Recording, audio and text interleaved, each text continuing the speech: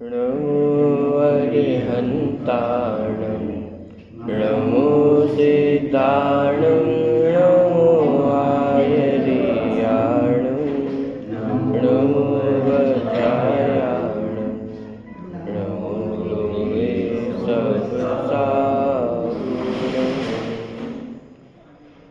मंगलम भगवान वीरो मंगलम गौतमो गणी मंगलम कुंद कुंदाद्यो जैन धर्मोस्तु मंगलम।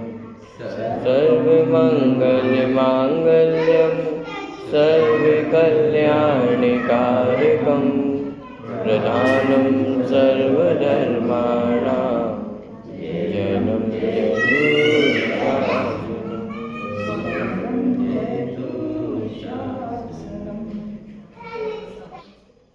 चलिए प्रारंभ करते हैं।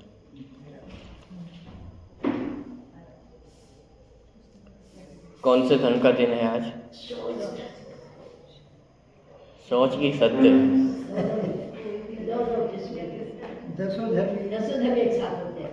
क्षमा मार्दव तो निकल गए हैं, उनसे तो फ्री हो गए अपन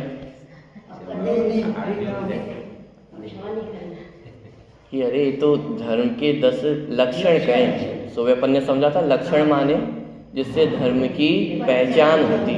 धर्म तो उस वीतराग परिणति का नाम जिसपे ना राग है ना द्वेष है, उसको पहचानने के ये 10 लक्षण हैं। तो ये 10 लक्षण एक एक क्रम से पैदा होते होंगे, दिन के हिसाब से पैदा होते हैं। हिसाब आज क्षमा होगी कल मार्दव होगा, ऐसा नहीं है। अब लेकिन 10 धर्मों को एक साथ कहना तो संभव नहीं। तीर्थंकर भगवान भी 10 के 10 धर्म एक साथ नहीं कह सकते। माने वर्णन तो शब्दों में ही होगा, क्रम में ही होगा। तब वो क्रम कैसे किया? वही क्षमा मार्दव आर्जव, इस प्रकार से उनका क्रम है। तो कहीं आपने पहले सत्य धर्म फिर शौच धर्म, तो ऐसा नहीं है कि कौन सा धर्म पहले है और कौन सा धर्म बाद में है। 10 ही धर्म एक साथ ही प्रकट होते हैं। क्योंकि अपन क्षमा मार्दव और आर्जव इन 3 धर्मों की चर्चा करके आ गए हैं। और तीनों ही धर्म कैसे थे?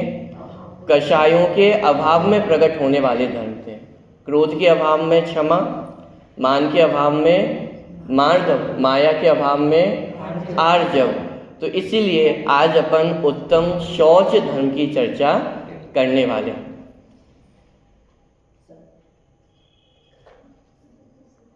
शौच धर्म,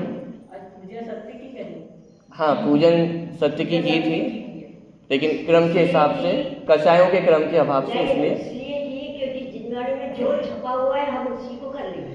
जब कह दिया 10 कोई नहीं सुनते, फिर अपने अपना क्यों अपना दिमाग लगा। चल लोभ कषाय के अभाव में कौन सा धर्म प्रकट होता है? शौच धर्म प्रकट होता है। पूजन की पंक्ति पढ़ते हैं। शौच सदा निर्दोष धर्म बड़ो संसार। शौच धर्म कैसा है?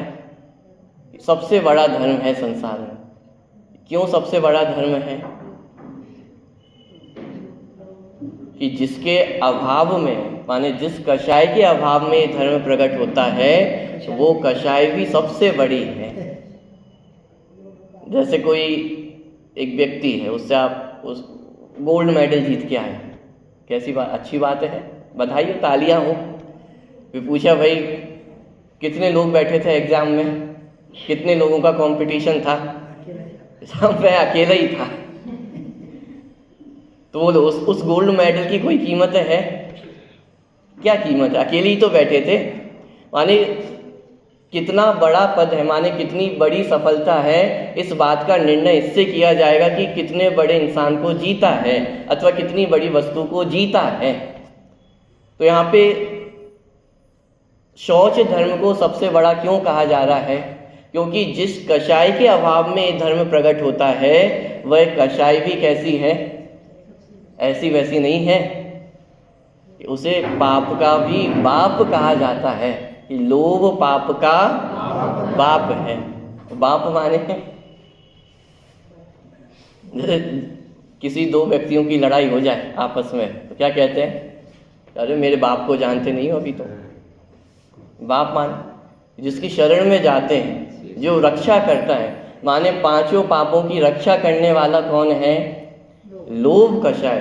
माने लोभ कषाय के वशीभूत होकर जीव पांचों प्रकार के पापों को करता है, सप्त व्यसनों को करता है, कषायों को करता है। किसके वशीभूत होकर? लोभ के वशीभूत होकर। और कोई यदि कषाय कमजोर पड़ती हुई दिखे तो किसकी शरण में दौड़ती है? लोभ की शरण में दौड़ती है, क्योंकि ताकत कहाँ से मिल रही है? तो लोभी व्यक्ति हो तो क्या करता है, माने उसको कोई ना कोई वस्तु पसंद है तो उस वस्तु जो पसंद है उसके लिए क्या करेगा? सीधे सीधे यदि मिल जाए तो ठीक है, वरना हिंसा भी करेगा, झूठ भी बोलेगा, चोरी करनी पड़ी तो चोरी भी करेगा, कुशील परिग्रह। अरे पांचों पाप किसके कारण करता है? लोभ के कारण करता है। तो जब लोभ पाप का बाप है, माने सबसे बड़ा पाप है, सबसे बड़ी कषाय है, तो उसके अभाव में प्रकट होने वाला जो धर्म होगा वो भी कैसा होगा? सबसे बड़ा ही होगा। तो ये शौच सदा निर्दोष, धर्म बड़ो संसार। सबसे बड़ा धर्म है कौन सा? शौच। शौच का अर्थ क्या होता है? पवित्रता। शौच माने पवित्रता। तो दो प्रकार की पवित्रता अपन देख सकते हैं, एक अंतरंग पवित्रता और एक बहिरंग पवित्रता। माने एक जैसे अपन कहना चाहिए कि एक परिणामों की पवित्रता, कि साहब परिणाम बहुत अशुद्ध हो रहे हैं, क्या किया जाए? परिणामों को शुद्ध कर। तो एक अंतरंग पवित्रता, परिणामों की पवित्रता, और एक बाहर की पवित्रता। भाई बाहर भी साफ सफाई होनी चाहिए, शरीर की साफ सफाई होनी चाहिए। तो जब जब शौच धर्म की चर्चा चलती है तो दोनों ही प्रकार की पवित्रता की बात सामने आती है। लेकिन वास्तविक पवित्रता किसका नाम है, वास्तविक शौच धर्म किसका नाम है, उसको समझना आवश्यक है। सबसे पहले अंतरंग पवित्रता को अपन समझते हैं। अंतरंग पवित्रता माने मेरा स्वभाव कैसा है, कि स्वभाव से तो मैं परम शुद्ध हूं, लेकिन फिर अपवित्रता होती क्यों है?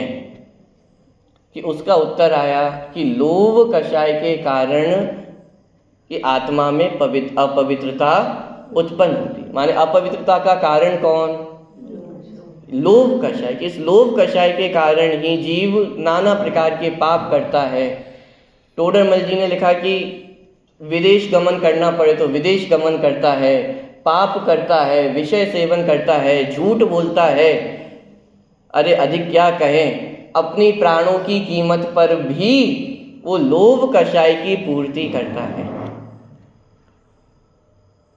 माने लोभी व्यक्ति को यदि उसने कोई अपना लक्ष्य साध लिया है, रामचंद्र जी दिनकर हुए हिंदी के साहित्यकार, उन्होंने लिखा कि लोभी व्यक्ति कभी पथभ्रष्ट नहीं होता है। माने क्या, कि लोभी व्यक्ति ने यदि ठान लिया कि ये वस्तु मुझे चाहिए तो फिर तो वो उसके लिए कुछ भी कर गुजर जाएगा। बोलिए थोड़े से लाभ के लिए, जैसे चुनाव का समय आता है तो चुनाव के समय में वो अभी नेता बना नहीं है, अभी तो क्या उम्मीदवार है, सीट मिल सकती है, लेकिन इस उम्मीद में भी उसका पूरा रूप चेंज नहीं हो जाता है। कदाचित गाली देता होगा लेकिन अब गाली देगा, कैसे भी कपड़े पहन लेता होगा लेकिन अब एकदम सफेद वस्त्रों में, वाइट कपड़ों में। तो ये लोभ है कि नहीं है? सत्ता का लोभ, पद का लोभ, रुपयों का लोभ। वो लोग दुकान जब चलाते हैं, व्यापार करते हैं, तो ना अलग अलग प्रकार के ग्राहक आते हैं। कुछ ऐसे ग्राहक भी आते हैं जो पूरी दुकान खाली करवाते हैं लेकिन खरीद कर एक चीज भी नहीं जाते। क्रोध कर सकते हो आप उन पे, गुस्सा कर सकते हो, वो गुस्से को भी पी जाते हैं। क्यों? लोभ के चक्कर में। माने लोभी व्यक्ति कुछ भी कर सकता है लेकिन पथभ्रष्ट नहीं होता है। तो ये लोभ कषाय माने लालच है, सरल भाषा में कहें लालच। अब जब भी हम लालच शब्द सुनते हैं तो सबसे पहले क्या चीज याद आती है? रुपए पैसे। लालच माने रुपए पैसे का लोभ है, कमाने का लोभ है। तो जब जैसे ही लालच शब्द बोला, लोभ बोला, तो सबसे पहले क्या याद आया? रुपए पैसा याद आया। लेकिन क्या रुपए पैसे का नाम ही लोभ है? क्या रुपए पैसे का लोभ ही लोभ है? इसके अलावा और कुछ लोभ नहीं होता है? विचार करके देखें, जिस रुपए पैसे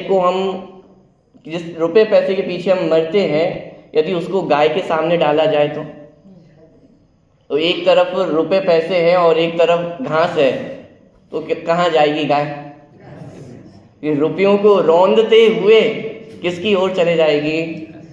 घास की ओर चले जाएगी। माने आपके रुपए पैसों की कीमत घास के बराबर भी नहीं रही। क्या है ऐसा रुपए पैसों में? बोलो, जब मान लीजिए आज रात को मोदी जी आ जाए और ऐलान कर दें कि आज से पूरी ही करेंसी बंद हो गई है, सिर्फ डिजिटल करेंसी चलेगी। बोलो, अब आपके घरों में जितना रुपए पैसा रखा है उसका क्या होगा? कितना राग बचेगा, कितना लोभ बचेगा उससे? अब वो एक कागज का टुकड़ा नहीं रह गया है, इससे अधिक क्या है? माने लोभ किस चीज का होता है? माने रुपए पैसों की कीमत क्यों है? क्योंकि उनके माध्यम से पंचेंद्रिय के विषय प्राप्त होते हैं। रुपए होंगे तो खाने पीने को मिलेगा, रुपए होंगे तो गाड़ी बंगला होगा। माने पंचेंद्रिय के विषय मिलते हैं, इसलिए रुपए पैसों की कीमत होती है। वरना रुपए पैसों में क्या है? ना उसका स्पर्श कुछ अच्छा है, ना रस, ना गंध, ना वर्ण, क्या अच्छा है उसमें? लेकिन फिर भी हम किसके पीछे दिन रात दौड़ते हैं? रुपए पैसों के पीछे। अरे विचार करके देखिए, जैसे चारों गतियों में एक एक कषाय की मुख्यता है। नरक गति में क्रोध की मुख्यता, त्रियंच गति में मायाचार की, मनुष्य गति में मान की, इसी तरह देव गति में लोभ की मुख्यता है। और गजब बात यह है कि देव गति में रुपए पैसों का तो व्यवहार ही नहीं, रुपए पैसे जैसी कोई चीज वहां पर होती ही नहीं है। लेकिन सबसे ज्यादा लोभ किसको पाया जाता है? देव गति में पाया जाता है। तो विचार करके देखें, मात्र रुपए पैसे का लोभ ही लोभ नहीं है। लोभ अनेक प्रकार का पाया जाता है। जीवन का लोभ, माने अधिक जीने का लोभ होता है या नहीं होता है? कि अधिक से अधिक जीना है, लोभ है या नहीं है? कितना इलाज कराएंगे, ना वक्ष का विचार ना वक्ष का विचार, लेकिन क्यों? क्योंकि अधिक जीना है। अधिक जी करके क्या हो जाएगा? इस संसार का कुछ निहाल करके तो आप जाने वाले नहीं हैं। क्या हो जाएगा अधिक जीने से? लेकिन जीवन का लोभ हर व्यक्ति के अंदर रहता है। कि विचार कर, जीवन का लोभ, नाम का लोभ, नाम का लोभ भी बड़ा खतरनाक है। एक कषायों की भी एक प्रवृत्ति होती है, माने एक कषाय दूसरी कषाय को ही काट देती है। माने क्या? कि जैसे रुपए पैसे का लोभी है, लेकिन रुपए पैसे का लोभी नाम के लोभ में रुपए लुटाता हुआ दिख जाएगा आपको। जैसे दादा ने उदाहरण दिया कि मान लीजिए कोई व्यक्ति है, वो आपको सिनेमा दिखाने ले जाए, खाना खिलाने ले जाए, और दिल खोल के वो आपके ऊपर रुपए न्योछावर कर दे, तो बोलो आप उसे लोभी कहोगे? क्या कहोगे? कि अरे तो बहुत दरिया दिल व्यक्ति है। क्यों? दिल खोल के रुपए पैसे हम पे लुटा रहा है। और यदि उल्टा हो जाए, खाने के रुपए भी आपको देने पड़ जाए, तो कि अच्छा महालोभी से पाला पड़ गया है, कहाँ फंस गए हैं। क्यों? कि हमें लगता है रुपए पैसे बचाने वाला ही लोभी है, लेकिन रुपए पैसे उड़ाने वाला भी लोभी हो सकता है, ये हमारे ख्याल में ही नहीं आता। क्यों? क्योंकि रुपए पैसे का लोभ वो कम हो गया, लेकिन नाम का लोभ, यश का लोभ, वो तो बढ़ गया ना। उस यश के लोभ में, नाम के लोभ में रुपए पैसों का लोभ भी दब जाता है। इतनी भयंकर लोभ कषाय है कि अपने आप को ही, अपने सगे संबंधियों को ही, यानी सब परिवार ही तो है लोभ का। रुपए पैसे का लोभ, नाम का लोभ, रूप का लोभ, खाने पीने का लोभ, ये सब लोभ ही तो है। विचार कीजिए, नाम का लोभ। हम नाम के पीछे क्या नहीं कर जाते हैं, नाम लिखवा के जाना चाहते हैं। साहब मंदिर का फर्श बनवाया है तो किसका नाम होना चाहिए, कि हमारा नाम लिखा जाना चाहिए। लेकिन भाई उस फर्श पे नाम लिखवा रहे हो, आगे कितनी पीढ़ियां वो आपके नाम को रौनते हुए मंदिर में प्रवेश करेंगी। साहब लेकिन नाम तो होना चाहिए, जीते जी कुछ हो ना हो, लेकिन नाम तो अमर रहना चाहिए। कि अरे आत्मा अमर रहे कि नहीं रहे इसका तो भरोसा नहीं है, लेकिन ऐसा व्यक्ति नाम को अमर करके जाना चाहता है। किसका नाम अमर रहा है? चक्रवर्ती को भी एक नाम मिटा करके अपना नाम लिखना पड़ा, तो भरत चक्रवर्ती का नाम भी नहीं मिटाया जाएगा एक दिन। किसका नाम अमर रहा है? तीर्थंकरों के नाम अमर रहते हैं। बोलो कितनी भूतकाल की 24 के तीर्थंकर याद है? अरे एक भी तीर्थंकर का नाम याद है क्या? किसका नाम आज तक रहा है? लेकिन नाम के लोभ के चक्कर में व्यक्ति अन्य लोग को भी, माने रुपए पैसा भी आपको बहाता दिखता है। लेकिन सावधान, जरूरी नहीं है कि वो निर्लोभी हो सकता है नाम का लोभ, हो सकता है यश का लोभ हो। रामचंद्र जी दिनकर ने लिखा कि जो लोभी व्यक्ति का दमन होता है वो योगियों से कम नहीं होता। दमन माने जैसे पंचेंद्रिय विषयों की इच्छा है, तो इच्छाओं का दमन भी लोभी व्यक्ति किस हद तक कर सकता है कि जितना बड़े बड़े योगी दमन कर लेते हैं उनसे कम नहीं होता है। कभी कभी अखबारों में हम पढ़ते हैं कि कोई बाबा है, कोई व्यक्ति है, इतने सालों से हिमालय की गुफाओं में बैठे हुए हैं, यहाँ तप कर रहे हैं या योग कर रहे हैं। बोलो किसका लोभ है? यश का ही तो लोभ है, नाम का ही तो लोभ है। एक नाम के लोभ में ही, एक यश के लोभ में ही सारी इच्छाओं का भी दमन किया जा सकता है। लेकिन इतना होने पर भी निर्लोभी वो व्यक्ति हो जाए ये जरूरी नहीं है। माने लोभ के भी कितने नाना प्रकार के रूप हैं। किसी को सुंदरता का लोभ होता है, सुंदरता के लोभ में आजकल तो टेक्नोलॉजी है, मेडिकल साइंस है, पूरा चेहरा ही बदलवा लेते हैं। आंख, नाक, कान, बाल, ऊपर से लेकर सब कुछ बदलवाने को तैयार हो जाता है। किसके लिए? रूप, सुंदरता के लिए। देखे नहीं जाते हैं आज के जमाने में ऐसे लोग। खाने पीने का लोभ, खाने पीने का लोभ भी कम है। आधे से ज्यादा लड़ाई झगड़ा तो खाने पीने पे ही होता रहता है कि आज ये नहीं बनाया, वो नहीं बनाया, मेरा मनपसंद नहीं बनाया। कि क्या रोज सुबह शाम दाल रोटी दाल रोटी। खाने का लोभ, स्वाद का लोभ, ये भी लोभ के ही रूप हैं। माने अकेले रुपए पैसे का नाम लोभ नहीं है, अनेकों प्रकार का लोभ ये पाया जाता है। और इस लोभ की यदि गहराई में हम जाकर के देखते हैं तो पंचेंद्रिय विषयों की इच्छा, यही तो लोभ है। स्पर्शन इंद्रिय को सुख चाहिए तो स्पर्शन इंद्रिय ऑर्डर देगी आपको कि स्पर्शन इंद्रिय ऑर्डर देगी गर्मी लग रही है, तो क्या किया जाए कि एसी होना चाहिए। कैसा एसी होना चाहिए? कि A1 एसी होना चाहिए, सबसे अच्छा एसी होना चाहिए। माने एक एक इंद्रिय के विषय में, एक एक इंद्रिय के अधीन होकर के व्यक्ति विषयों में उलझता है और उलझकर फंसता चला जाता है। आजकल आपने देखा होगा रेलवे स्टेशन पे लाइट लगी रहती है ब्लू कलर की, उस पे कितने कीड़े पतंगे सब जाकर के रूप का लोभ, रंग का लोभ। शिकारी होते हैं, हिरण का शिकार करते हैं तो मधुर संगीत बजाते हैं, और मधुर संगीत के चक्कर में वो हिरण दौड़ा दौड़ा चला आ जाता है और शिकारी के जाल में फंस जाता है। मछली पकड़ने वाले, स्वाद का लोभ, दाना डाला मछली फंस गई। माने ऐसे ही ये 5 इंद्रियां हमें दाना डालती हैं और हम उसमें फंसते चले जाते, विचार ही नहीं करते हैं कि क्या मैं इनसे सुखी होऊंगा या नहीं होऊंगा, लेकिन उसके पीछे अंधी दौड़ में चलते चले जाते। लोभ कैसा है? लोभ कैसा है? पाप का बाप का सबसे बड़ा पाप है। सबसे बड़ा पाप क्यों है? क्योंकि जैसे युद्ध का मैदान हो, युद्ध के मैदान में सबसे ताकतवर कौन होता है? कि जो सबसे आखिरी तक टिका रहे वो सबसे ज्यादा बलवान।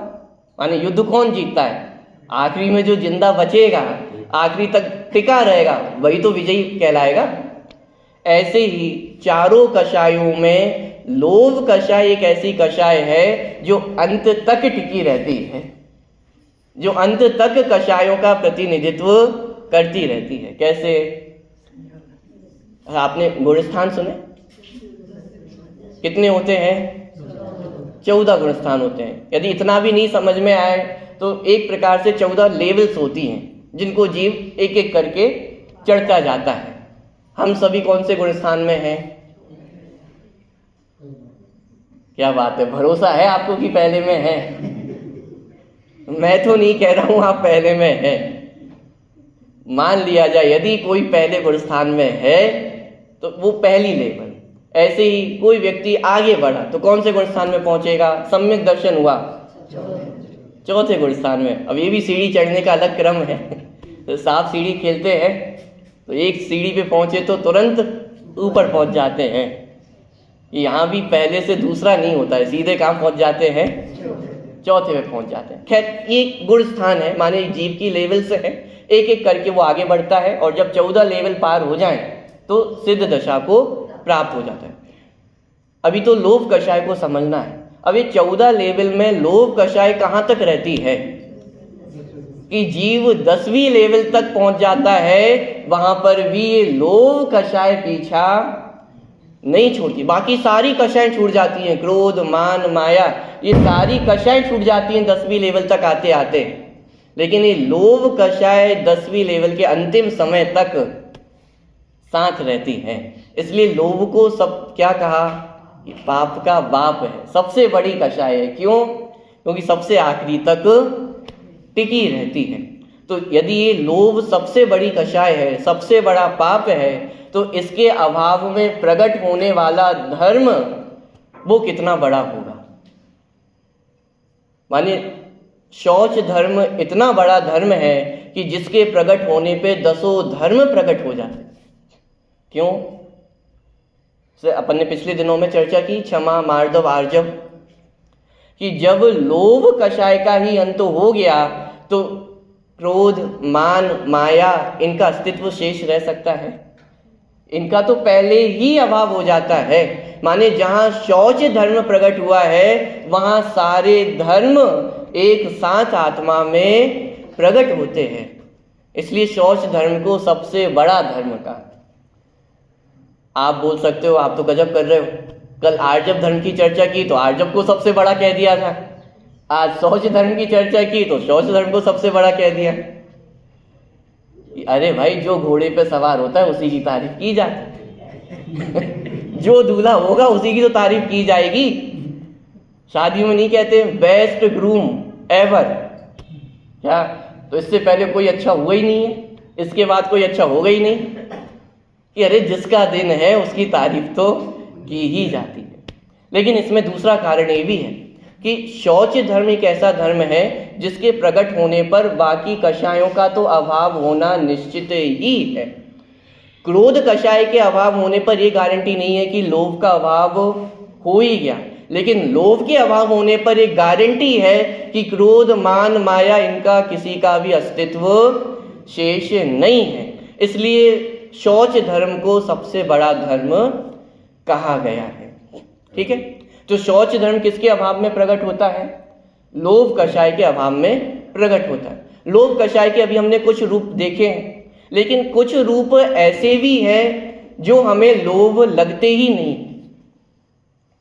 जैसे अभी तक हमने जितने लोभ की चर्चा की है वो सब किसी वस्तु के प्रति होने वाला लोभ था। माने क्या? रुपए पैसे के प्रति लोभ हो गया, सुंदरता के प्रति लोभ हो गया, खाने पीने के प्रति लोभ हो गया। ये सब जो लोभ है वो किसी वस्तु के प्रति है, लेकिन लोभ तो किसी व्यक्ति के प्रति भी हो सकता है। लोभ माने क्या? वो राग का परिणाम। लोभ माने क्या? लालच। किसका लालच? कि मेरे परिवारजन मेरे साथ बने रहे। ये भी तो एक लालच है ना।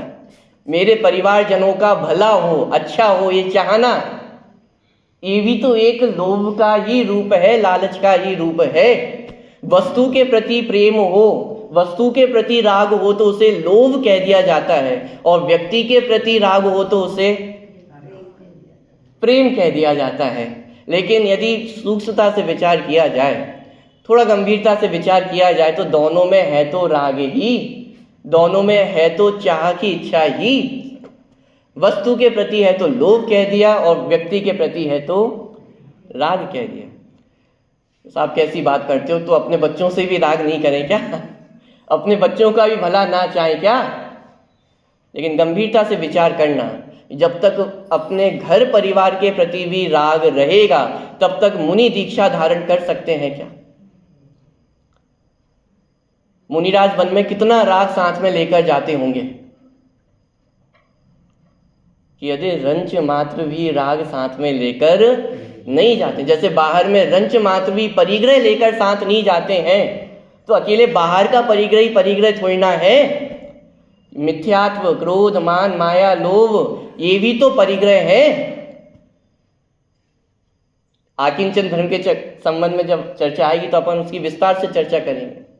लेकिन परिग्रह अकेले बाहर का ही नाम थोड़ी ना है, ये राग भी एक परिग्रह है, और मुनिराज इस परिग्रह को भी छोड़ करके जंगल में दीक्षा धारण करते हैं। तो यदि मुनिराज भी उस राग को छोड़ते हैं तो इसका मतलब वो अच्छी वस्तु है या बुरी वस्तु है? प्रश्न समझ में नहीं आया?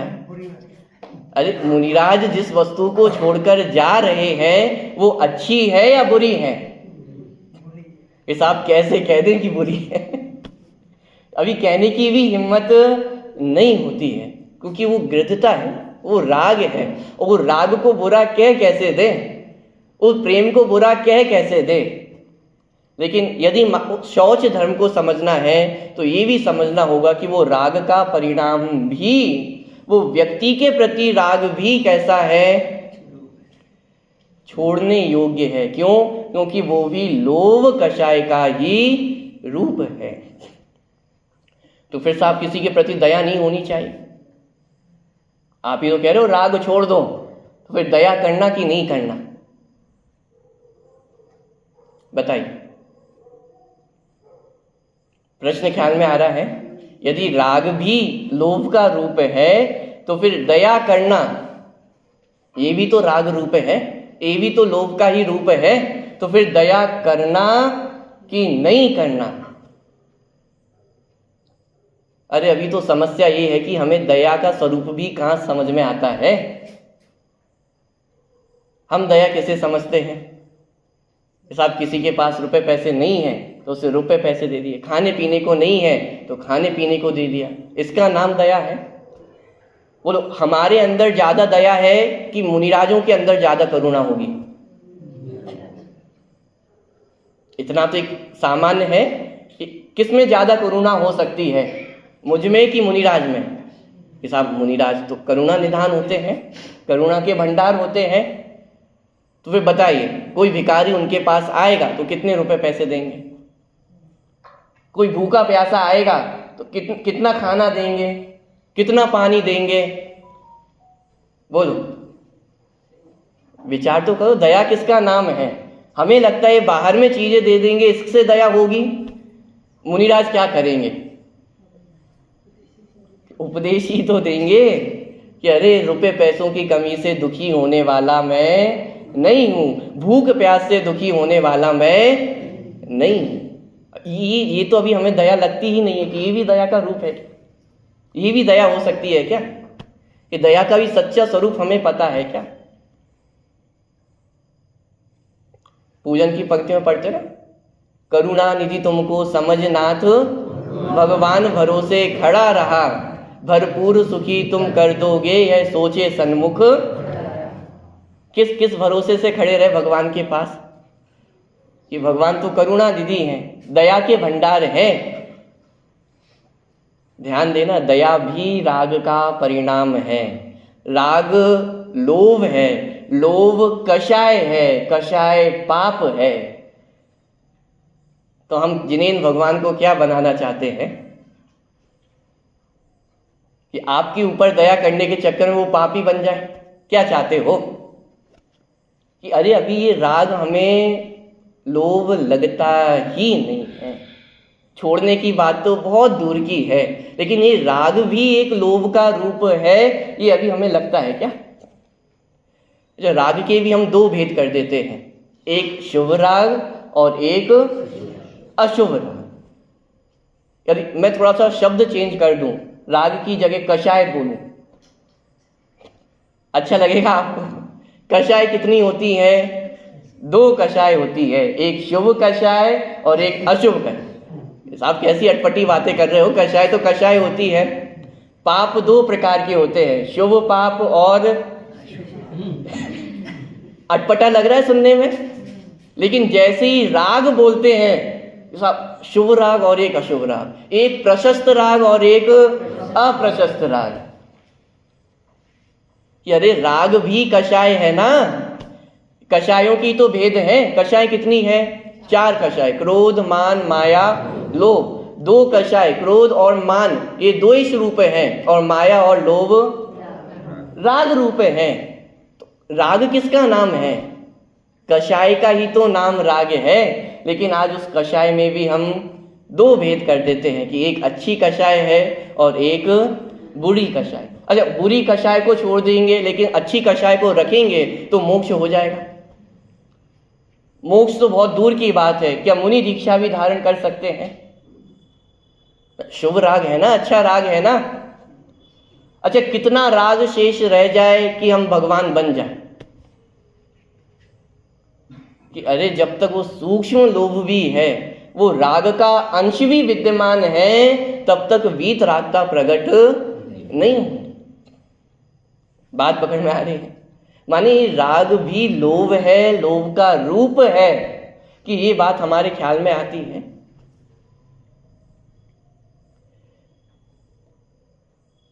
फिर से विचार कीजिए, लोभ माने क्या? मात्र रुपए पैसे का नाम लोभ नहीं है, मात्र नाम का लोभ, यश का लोभ। ये साहब आप समझते नहीं हो। बस मैं लोभी नहीं हूं ज्यादा, लेकिन बच्चों के लिए तो करना ही पड़ता है ना। कितने ही व्यक्ति हो जाते हैं, 50 साल के हो गए, 60, 70, 80 वर्ष के हो गए हैं, लेकिन वो लोभ छूटता है। और नाम क्या देते हैं कि बच्चों के लिए तो करना पड़ता है ना। लेकिन सच में अपने हृदय पर हाथ रख करके बोलना, यदि ये सुविधा हो जाए कि इस भव की कमाई अगले भव में ले जा सके,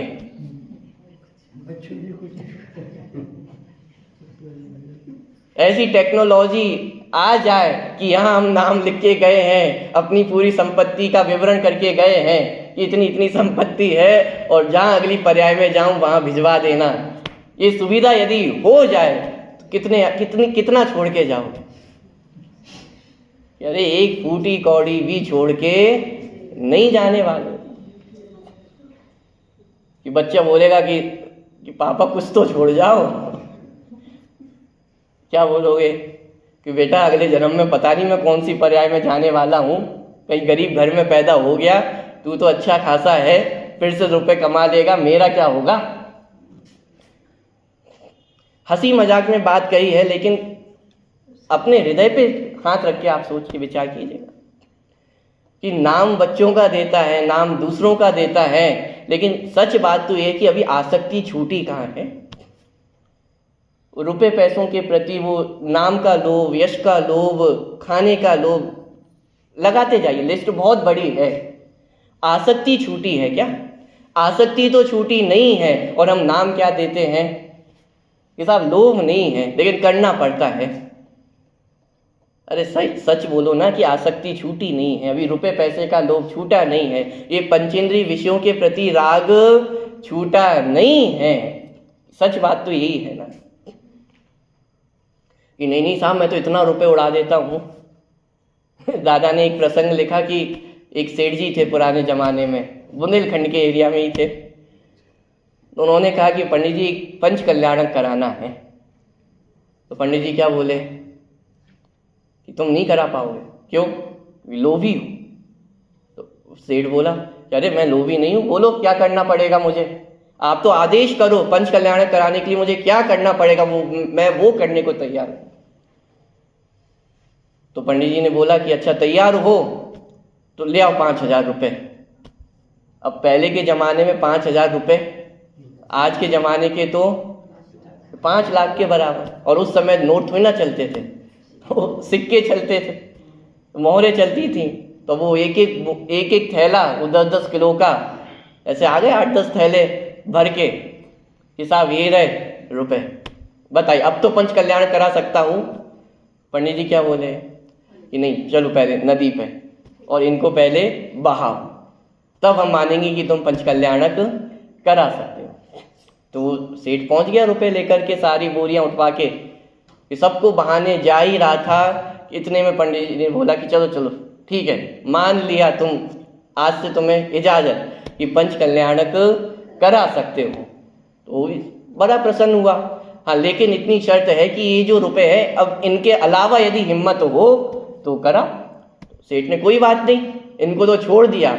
अब जितने रुपए बचे उनसे ही बड़ा धूमधाम से बढ़िया पंच कल्याणक कराया। तो अब पंच कल्याणक के अंतिम दिन तो वो सेठ है वो फिर पंडित जी के पास पहुंचा कि अरे पंडित जी अब बोलिए मुझे लोभी, पहले तो आप मुझे बहुत लोभी बोल रहे थे, अब बोलिए लोभी। तो पंडित जी क्या बोलते हैं कि लोभी, लोभी और महालोभी। क्यों? कि अरे नाम के लोभ के लिए तुमने रुपयों का लोभ भी छोड़ दिया। अरे सच बताओ तो रुपयों का लोभ भी कहाँ छोड़ा? इस भव में हमेशा रखने की पात्रता नहीं थी, इस भव में तो मरण को प्राप्त होना ही था ना, तो तुमने अपने अगले भव की तैयारी कर ली। साथ ले जाने की व्यवस्था हो गई ना, कि ऐसे नहीं तो ऐसे तो मैं साथ लेके ही जाऊं। बोलो लोभ है या नहीं? माने ये लोभ अभी हमें बुरा लगता ही कहाँ है? कुछ लोभ तो लोभ ही नहीं लगता है, बुरा लगना तो बहुत दूर की बात है। जैसे व्यक्ति के प्रति लोभ है तो वो तो अभी लोभ ही नहीं लगता है, बुरा लगे और फिर उसको छोड़ें, ये तो बहुत आगे की प्रक्रिया हो गई है। अभी तो लोभ लोभ लगे, यही बात चल रही है। बात ख्याल में आ रही है? कुछ लोभ लोभ नहीं लगता है, ये तो अलग बात, लेकिन कुछ लोभ का नाम तो आज धर्म हो गया है। दान करना धर्म है या नहीं? हिसाब घर गृहस्थी के प्रति राग हो ये तो अधर्म है, लेकिन देवशास्त्र गुरु के प्रति राग हो वो तो धर्म है ना। बोलिए। टोडरमल जी ने लिखा आचार्यों का जब स्वरूप, आचार्य परमेश्वरी का जब स्वरूप स्पष्ट किया कि आचार्य परमेश्वरी कैसे होते हैं कि धर्म के लोभी जीवों को विकल्प हो तो धर्म उपदेश देते हैं। किसके लोभी जीवों को? धर्म का भी लोभ होता है। क्या? अरे धर्म का भी लोभ है। समय सारणी में लिखा ज्ञों का लोभी। ज्ञों का लोभी माने जानने का लोभी, ये भी जान लूं, ये भी जान लूं, ये भी जान लूं। हमें भी अंदर एक लोभ बैठा है कि नहीं बैठा है? साहब आत्मा की बात बताओ, आप तो एकदम उत्कृष्ट चर्चा होनी चाहिए, अध्यात्म की चर्चा होनी चाहिए, आत्मा से नीचे तो बात ही नहीं होनी चाहिए। अरे आत्मा के नाम पर भी हम किसका पोषण कर रहे हैं? लोभ का ही तो पोषण कर रहे हैं। आपको सुनने का लोभ है तो वक्ता को बोलने का लोभ होता है। ये भी बता दूं, ये भी बता दूं, जब भाषण खत्म हो जाता है तो याद आता है अरे ये तो रह ही गया, ये पॉइंट तो रह ही गया, ये तो बहुत इंपॉर्टेंट था। श्रोता को सुनने का लोभ है तो वक्ता को बोलने का लोभ है, जानने का लोभ है, धर्म का लोभ है। बोलो ये लोभ हमें लोभ भी लगते हैं? ये तो बल्कि हमने धर्म नाम दे दिया है इनको कि ये क्या है, कि ये तो धर्म है। पॉइंट पकड़ में आ रहा है? लेकिन ये भी एक लोभ का ही रूप है, क्योंकि ये भी राग रूप है, और जहां राग है वो कषाय है, और लोभ कषाय तो पाप की भी पिताजी है, वो तो सबसे बड़ा पाप है। और सबसे बड़े पाप को हमने क्या बना दिया है कि धर्म मानकर बैठ गए हैं। तो छोड़ने की बात आएगी क्या? छोड़ेंगे तो जब कि जब वह हमें पाप लगेगा, लोभ लगेगा, तब तो उसे छोड़ने की बात होगी। लेकिन अभी तो बात ये चल रही है कि लोभ मानते भी हैं क्या?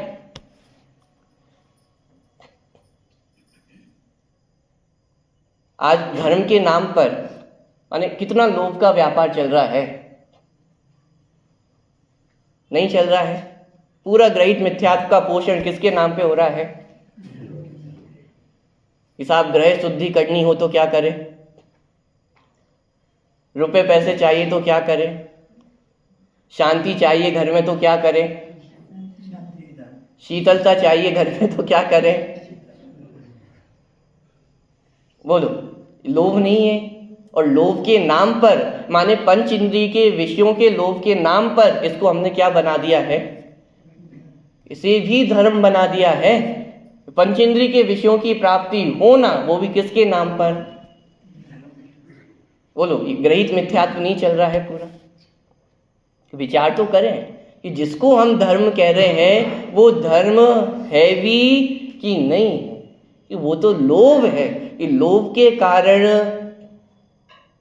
कि ये शौच धर्म कभी भी प्रकट नहीं हो सकता। शौच माने पवित्रता। कि पवित्रता कैसे प्रकट होगी? कि शौच धर्म कब प्रकट होगा? कि लोभ कषाय। लोभ कषाय माने राग। राग के अभाव में ही वीतरागता प्रकट हो सकती है। तो साहब राग का तो अभाव करना है, द्वेष का क्या? साहब राग की इतनी बुराई कर रहे हो, द्वेष के बारे में तो कुछ बोल दो। क्या पॉइंट पकड़ना है? कि राग तो नहीं करना है लेकिन द्वेष करना है क्या? अरे भाई, जैसे कोई विद्यार्थी है और वो 12वीं कक्षा में, ठीक है, 12वीं कक्षा में पढ़ाई करता है, मेहनत करता है। अब उसका एग्जाम आया, मम्मी ने पापा ने कहा कि बेटा पास तो होना ही है इस साल, फेल नहीं हो जाना, फेल होकर के दोबारा 12वीं क्लास में नहीं आ जाना। तो बालक क्या बोलता है कि अच्छा पापा 12वीं में तो नहीं आऊंगा, 11वीं में आ जाऊं तो क्या?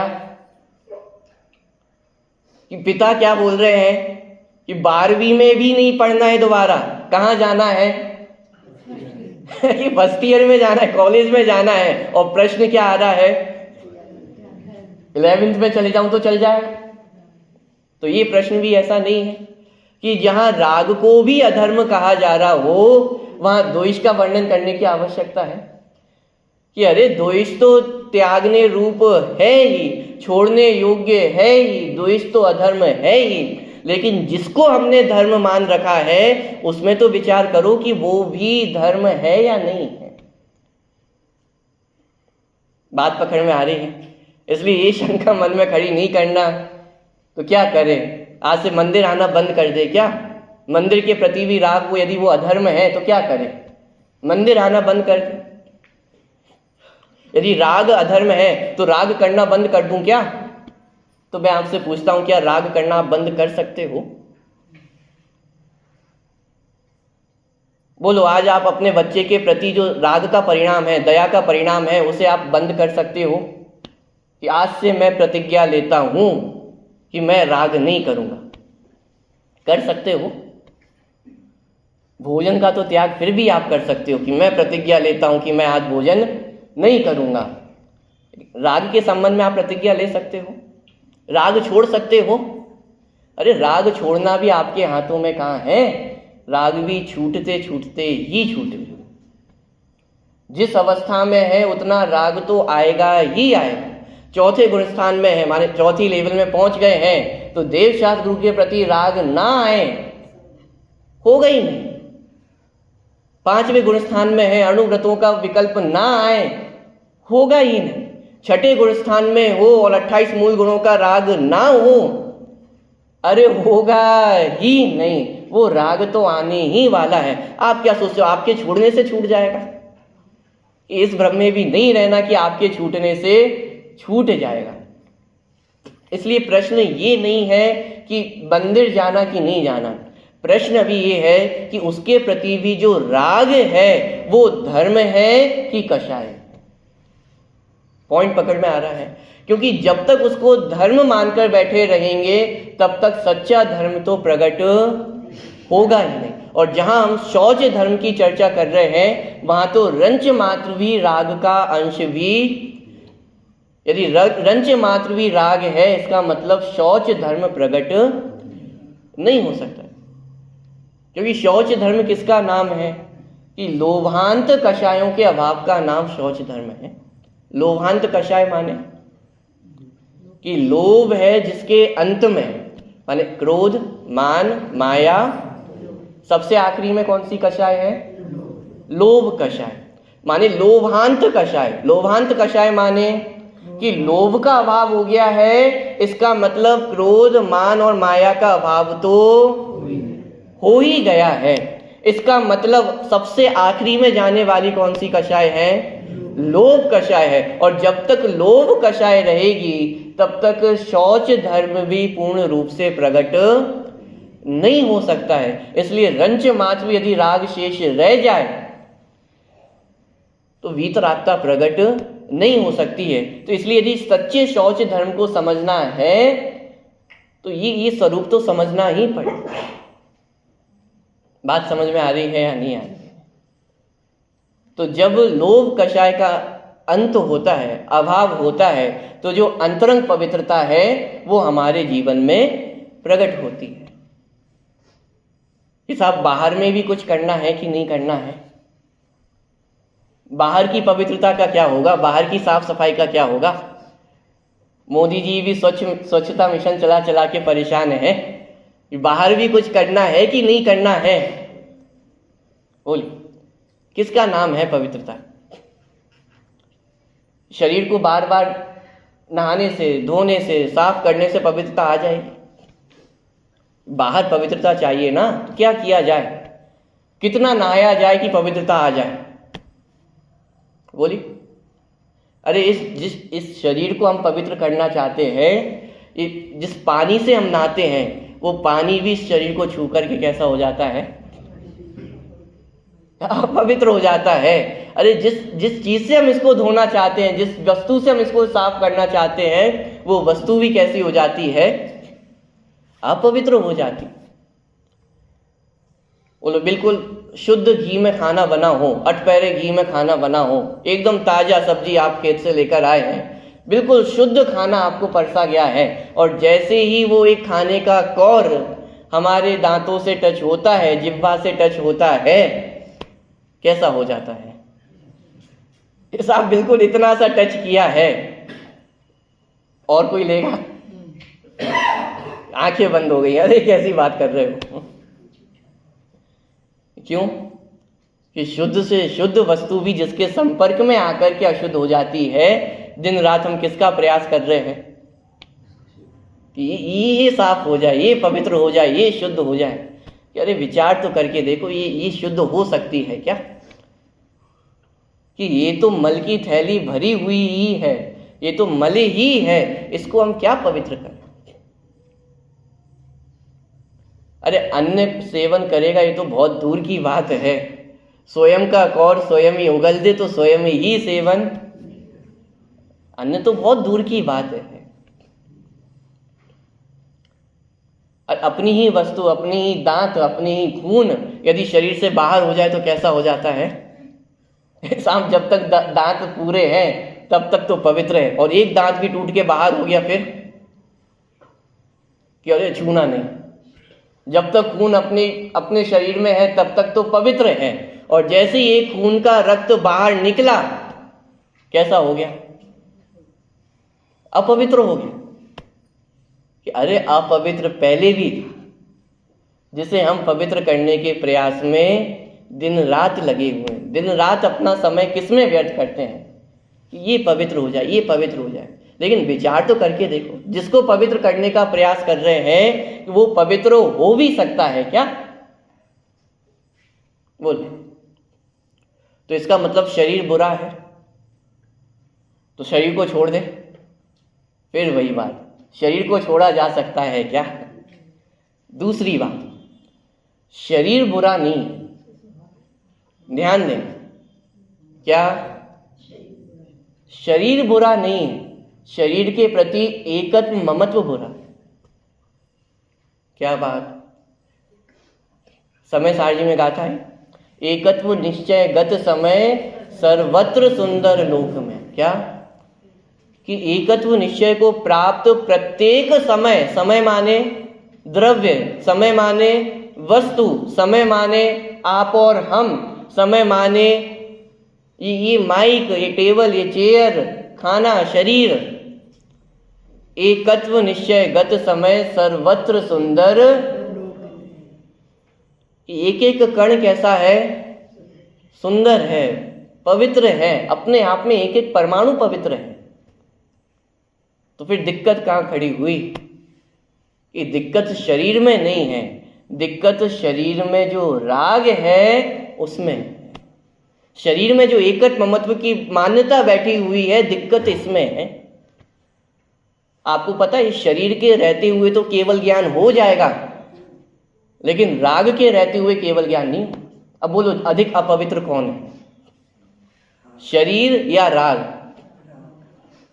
शरीर के रहते हुए वीतरागता हो जाएगी, शरीर के रहते हुए केवल ज्ञान हो जाएगा, लेकिन राग के रहते हुए वीतरागता नहीं हो सकती। राग के रहते हुए केवल ज्ञान नहीं हो सकता है।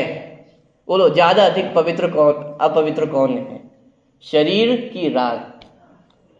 वो राग को तो अभी हम छोड़ना ही नहीं चाहते हैं, राग को तो अपवित्र मानना भी नहीं चाहते हैं। कोई राग को अपवित्र कह दे तो लड़ने भिड़ने को तैयार हो जाएंगे, ये राग को बुरा कहते हो। विचार करो ना, कि शरीर के रहते हुए भी केवल ज्ञान प्रकट हो गया है। शरीर अपवित्र है कि राग अपवित्र है? कि नहीं साहब, वो तो तीर्थंकरों का जो खून होता है वो सफेद होता है, वो शरीर होता है ना, वो तो परम औदारिक हो जाता है। अरे भाई, भले ही खून लाल हो या सफेद हो, है तो खून ही। हड्डी कमजोर हो या मजबूत हो, लेकिन है तो हड्डी ही है ना। विचार करके देखो, ज्यादा अपवित्र कौन है? अरे ज्यादा अपवित्रता की बात ही नहीं है, राग ही अपवित्र है। एकमात्र यदि दोष है तो ये राग द्वेषी ही दोष है। शरीर को तो हम व्यर्थ में ही बीच में फंसा देते हैं कि शरीर बुरा है। शरीर ने क्या किया है? शरीर तो अपना परिणमन कर रहा है, स्वयं से कर रहा है, ना आपसे लेना कुछ है ना देना कुछ है। लेकिन हम इस शरीर में अपनत्व करते हैं, इस शरीर में राग करते हैं, इस शरीर का कर्ता भोक्ता बनते हैं। तो ये राग कषाय अपवित्र है, ये राग कषाय छोड़ने योग्य है। बात ख्याल में आ रही कि साहब राग को छोड़ना है, द्वेष को छोड़ना है, लेकिन ये छूटेगा कैसे? कैसे छूटेगा? कि जब राग अशुद्ध है, द्वेष अशुद्ध है, मोह अशुद्ध है, तो फिर किसके आश्रय से शुद्धता प्रकट होगी? कि अरे घबराने की आवश्यकता नहीं है, कि इस अशुद्धता के बीच में भी एक शुद्ध तत्व सदा विद्यमान है। वो कौन है? मैं हूं, और मैं एक ऐसा तत्व हूं जिसको छूने से अपवित्र पर्याय भी पवित्रता को प्राप्त हो जाती है। क्या? जैसे पारस पत्थर होता है, पारस पत्थर किसे कहते हैं? कि जिसको छूने से लोहा भी सोना हो जाए, और जिसको छूने से सोना भी लोहा हो जाए उसको क्या कहेंगे? उसको पारस पत्थर कहेंगे। कि ये शरीर की स्थिति तो वैसी ही है ना। जिस शरीर में हम धर्म मानकर बैठे हैं, जिस शरीर को पवित्र करना चाहते हैं, अरे उसको तो शुद्ध वस्तु भी छूती है तो अपवित्र हो जाती है। लेकिन घबराने की आवश्यकता नहीं है। इस अशुद्धता के बीच में भी एक शुद्ध वस्तु ऐसी है कि कितनी ही अपवित्र पर्याय हो, कितनी ही अज्ञान वाली पर्याय हो, लेकिन एक बार जब शुद्ध तत्व को छूती है तो वह पर्याय भी कैसी हो जाती है? परम पवित्र हो जाती है। तो ऐसा परम पवित्र तत्व कौन है? कि मैं हूं। कि मुझे एक बार तो यदि दर्शन हो, पूजन की पंक्तियां पढ़ते हैं, क्षण भर निज रस को पी चेतन। मिथ्यात्व कितना पुराना है? अनादि काल का है। कितना पुराना है? अनंत काल का। अनादि माने कितना काल हो गया? अनंत काल हो गया ना। अनंत काल पुराना मिथ्यात्व कितना शक्तिशाली होगा। जैसे उदाहरण तो नहीं देना चाहिए, लेकिन जैसे लौकिक में अच्छी शराब किसे कहा जाता है? अच्छी मदिरा किसे कहा जाता है? जो जितनी पुरानी होती है वो उतनी मजबूत होती है। ऐसे ही मिथ्यात्व कितना पुराना है? अरे आचार्यों ने भी तो उदाहरण दिया है, मोह रूपी मदिरा कब से पान करके आ रहे हैं? मोह महामद पियो अनादि, कि अनादि काल से मोह रूपी मदिरा का सेवन करते आ रहे हैं। तो वो मोह रूपी मदिरा कितनी मजबूत होगी, कितनी ताकतवर होगी। ये ताकत देखना है इस मोह की। क्षण भर निज रस को पी चेतन, मिथ्या मल को धो देता है। कितना समय लगा? क्षण भर। अरे आचार्य कह रहे हैं एक बार आकर तो देखो, एक बार देखो तो अपने ज्ञायिक स्वभाव को। क्षण भर निज रस को पी चेतन, कि क्षण भर को देखा उतने में तो पूरा मिथ्यात्व ही गल के समाप्त हो गया। और मिथ्यात्व माने जैसे लोभ पाप का बाप है ना, ऐसे ही मिथ्यात्व वो पाप का भी दादा है। और उस दादा को हराने में कितनी देर लगी? क्षण भर निज रस को पीछे। क्षण भर यदि अपने स्वरूप की ओर दृष्टि जाती है तो अनादि काल का भी मिथ्यात्व कर्म थर थर कांपते। कब? कि जब दृष्टि अपने स्वरूप पर जाती है।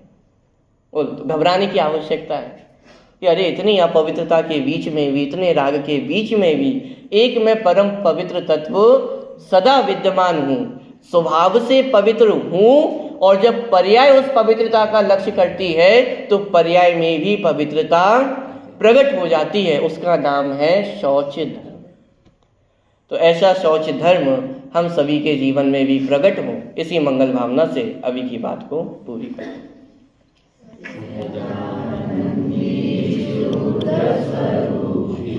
अविनाशी